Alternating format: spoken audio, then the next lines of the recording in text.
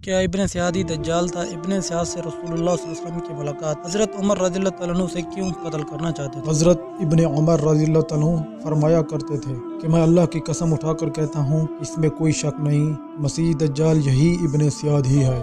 کیا مدینے میں رہنے والا ابن سیاد ہی اسد دجال تھا؟ یہ وہ سوال ہے جس کے جواب مبہم ہے اور کوئی بھی اس کی حقیقت پوری طرح بیان نہیں کر پایا۔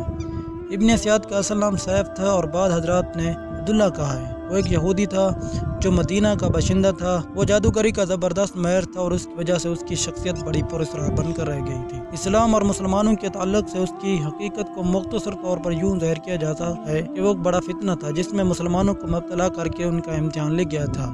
ان کے حالات بڑے مختلف تھے اور اس بنا پر صحابہ کرام رضی اللہ عنہ کے درمیان بھی اس کے حیثیت کی تعین میں اختلاف تھا۔ حضرت عبداللہ بن عمر رضی اللہ عنہما سے روایت ہے کہ ایک دن حضرت عمر فاروق صحابہ کرام ایک جماعت میں شامل ہو کر رسول اللہ صلی اللہ علیہ وسلم کے ساتھ ابن سیاد کے پاس گئے اور انہوں نے اس کو یہودیوں کے ایک قبیلہ بنو مغالہ کے محل میں بچوں کے ساتھ کھیلتا ہوا پایا۔ وہ اس وقت سن بلوغ کے بہت قریب پہنچ چکے تھے۔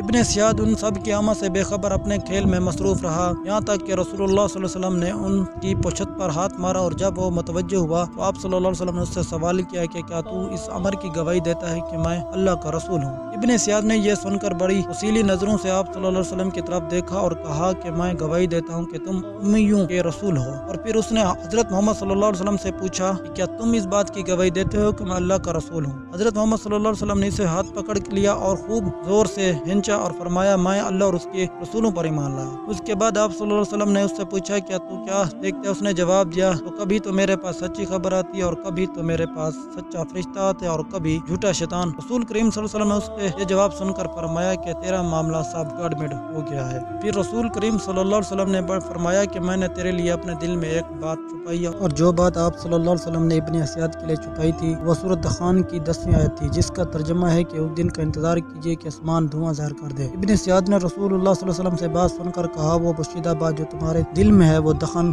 ہے۔ آپ صلی اللہ علیہ وسلم نے یہ سن کر فرمایا دور ہٹ، تو اپنے اوقات سے آگے ہرگز نہیں بڑھ سکے گا۔ حضرت عمر فاروق رضی اللہ عنہ یہ صورتحال دیکھ کر عرض کیا کہ یا رسول اللہ صلی اللہ علیہ وسلم اگر آپ مجھے اجازت دیں تو میں اس کی گردن اڑا دوں۔ رسول کریم صلی اللہ علیہ وسلم نے فرمایا ابن سیاد اگر وہی دجال ہے جس کے آخر زمان میں نکلنے کی اطلاع دی گئی ہے تو پھر تم اس پر مسلط نہیں ہو سکو گے، یعنی اس کو قتل کرنے پر قادر نہیں ہو سکو گے، کیونکہ اس کو قتل کرنے کا تو صرف حضرت عیسیٰ علیہ السلام کے لیے مقدر ہے۔